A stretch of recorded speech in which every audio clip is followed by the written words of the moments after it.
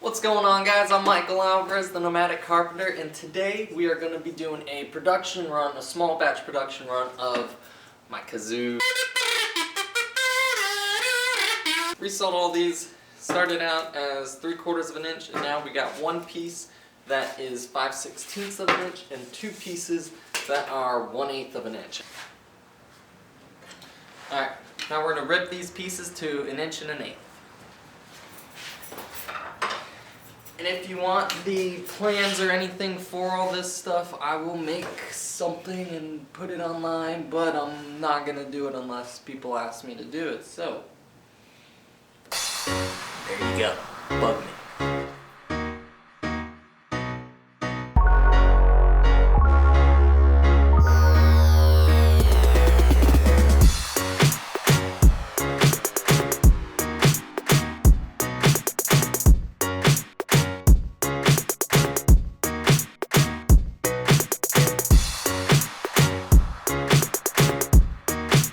So now we're going to cut all of our tops to 8 1/8.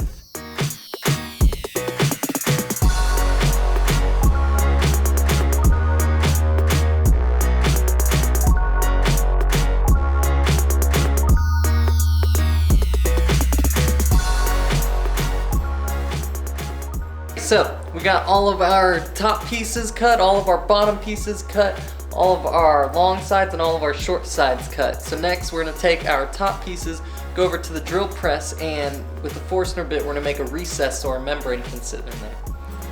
Alright, so I'm going to set up the drill press to only drill half the depth of our 5/16, which, easy math, 5/30 seconds. So we're going to go 5/30 seconds deep, and then we're going to do another cut that'll go all the way through with a smaller bit, which will look like this. And since I have this template, I'm just gonna use this, set my depth gauge.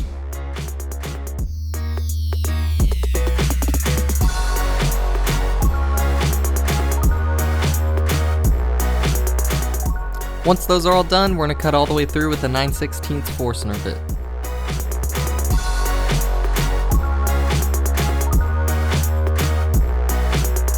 We got all of our recess cut for the membrane.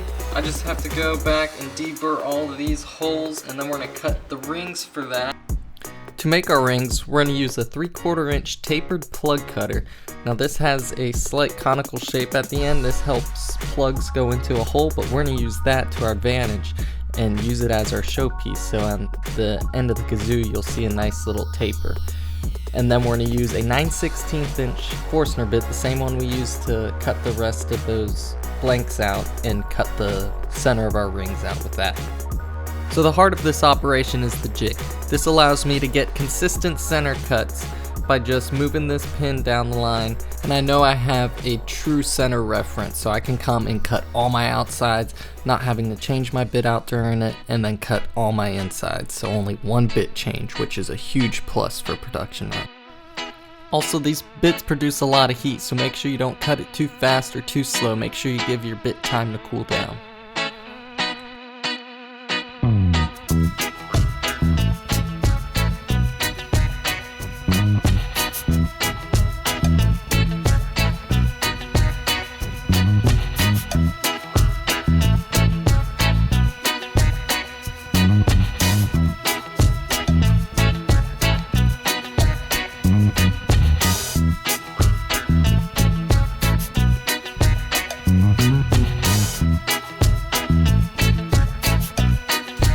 Alright, so next what we're going to do is we're going to separate these two kazoos from each other.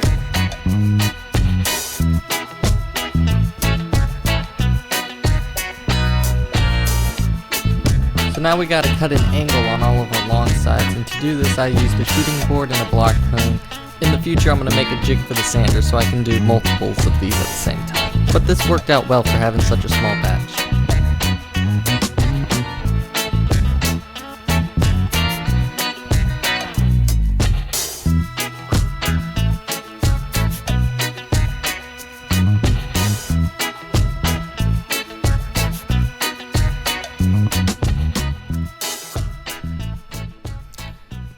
So the angle piece is going to get glued onto the short side and then that is going to make 1/2 of our kazoo side.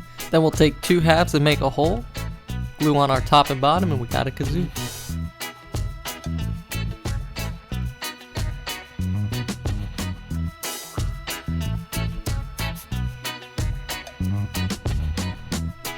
For the glue up, I have this jig that I made with slots cut in it, and what that allows me to do is put the side pieces in those slots, and then I just have to butt up the top to the edge of the stop, and that perfectly aligns the side pieces to the shape of the kazoo.